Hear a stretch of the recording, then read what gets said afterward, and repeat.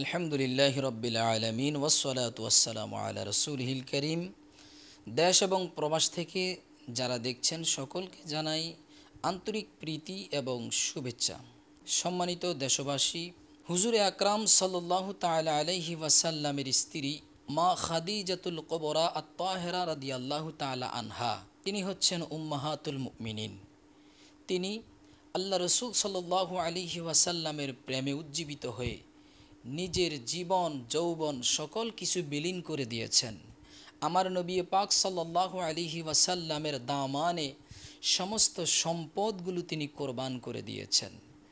প্রিয় দেশবাসী, প্রিয় দর্শক, সেই নবী পাক সাল্লাল্লাহু আলাইহি ওয়াসাল্লামের স্ত্রী মা খাদিজাতুল কুবরা রাদিয়াল্লাহু তাআলা আনহা সম্পর্কে যিনি বাজে বক্তব্য দিয়েছেন, অসুন্দর বক্তব্য দিয়েছেন, আসলেই সেটা নিন্দনীয়।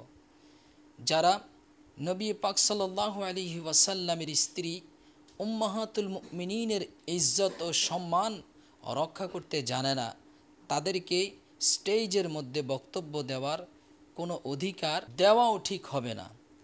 আমি দেশবাসীর কাছে আহ্বান রাখছি, এই জাতীয় বক্তাদেরকে আপনারা বয়কট করুন এবং আহলে সুন্নাত ওয়াল জামায়াতের ওলামায়ে কেরামদের সঙ্গী হন, ইহদিনাস সিরাতাল মুস্তাকিমের পথ এবং মথে পরিচালিত হন। ওয়াসসালামু আলাইকুম ওয়া রাহমাতুল্লাহি ওয়া বারাকাতুহু।